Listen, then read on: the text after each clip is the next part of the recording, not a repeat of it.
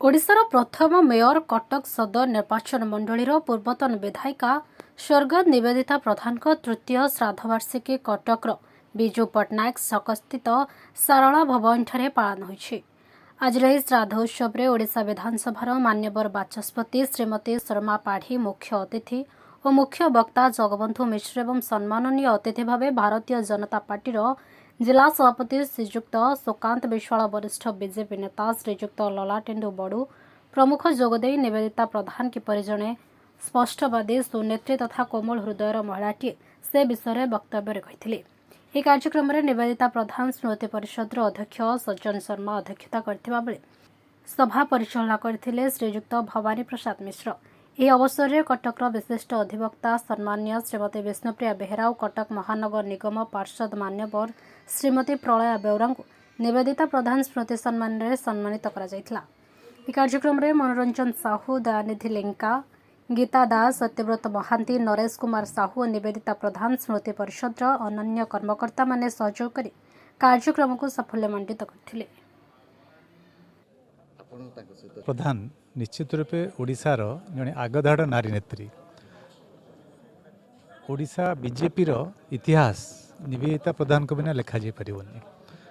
जो थे बीजेपी ओडिशा रे ये परिपुष्ट अवस्था पहुँची, जो राम जन्मभूमि आंदोलन रे ओडिशार दुई जन झील पिला जे राम न्यास पाखे पहुँची पारी सी जड़े होती निवेदिता प्रधान एवं प्रतति चैटर्जी। आमर सौभाग्य जे निवेदिता प्रधान कटक राजनीति जीवन आरंभ कले, जदिव केन्द्रापड़ा जन्म किंतु कटक घर। कटक राजनीति करी कटक सदर विधायिका हेले एवं ओडिशार सर्वप्रथम मेयर से कटकर मेयर भाव में दायित्व ग्रहण करते। बहुत जुगान्तकारी कार्यक्रम से करते कटक मेयर हिसाब से। ये आज जहाँ आप डेवलपमेंट देखुं तार एक परिकल्पना तांकर थिला एवं परिकल्पना आज परिप्रकाश पाई बा परिकल्पना स्वरूप पाई परिकल्पना थिला। तेणु सी साहित्य कथा पचारे साहित्य सी बहुत कविता मन रखिपे, बहुत साहित्यर उक्ति तांकर मन थिला। जदिओ तांकर लेखनी एते चले नहीं किंतु से तांकर अभिभाषण रे साहित्यकार भाव में जड़े भल वक्ता भाव में परिगणित होते, जेहेतु साहित्य को भल भाव में अध्ययन करते। तेणु से सारा भारत वर्ष रे तांको ओडिशार उमाभारती बोली कह जाउतला। तेणु से प्रगल्भ वक्ता थिले, जोटा कि तत्कालीन अवस्था रे बीजेपी रे जड़े छोट झील आसिकी ओडिशार नेतृत्व नवा, नारी मानक नेतृत्व मालकानगिरी उपनिर्वाचन हो बा भुवन उपनिर्वाचन हो बा विश्वभूषण सार आमर जो जीति उपनिर्वाचन भुवनेश्वर बिजु बाबू रेजिग्नेशन देलापर ये सबुतरे निवेदिता प्रधानकर नेतृत्व जल जल देखा जाउतला। तार फलस्वरूप आज भारतीय जनता पार्टी एकक भाव से तो समय कहब आम समस्त प्रचेषा रही। निवेदिता प्रधान प्रचेषा था आम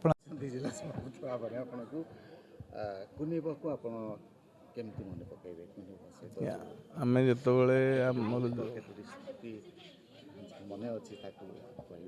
आम जो छुआ राष्ट्रीय स्वयंसेवक संघ आरएसएस कम करूँ पर मुझे विद्यार्थी अखिल भारतीय विद्यार्थी परिषद लंबा समय कम कली। से कुनियपा भारतीय जनता पार्टी सक्रिय भाव कम करुले।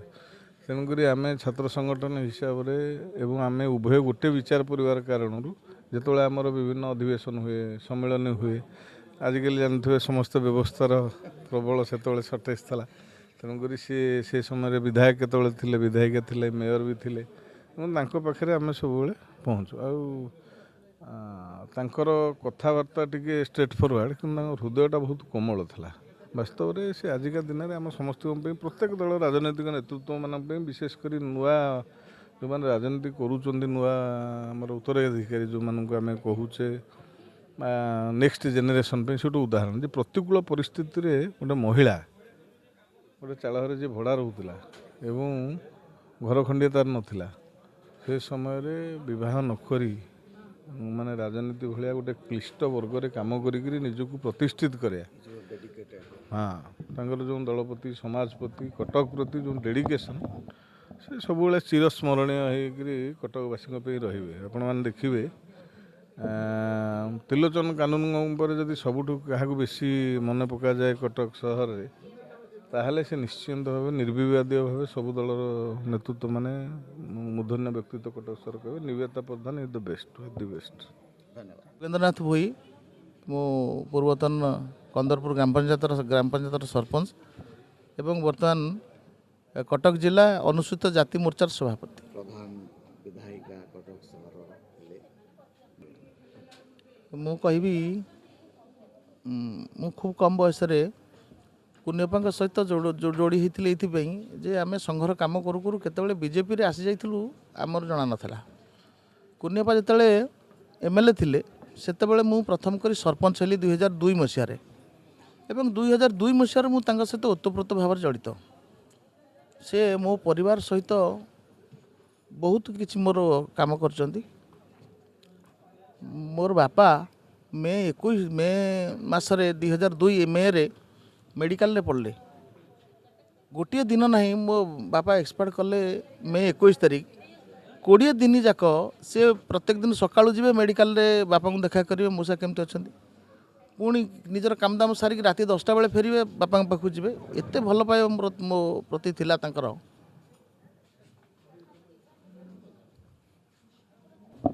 ମେୟର ନଥିଲେ, ସେ ମୋ ବଡ଼ ଭଉଣୀ ଥିଲେ।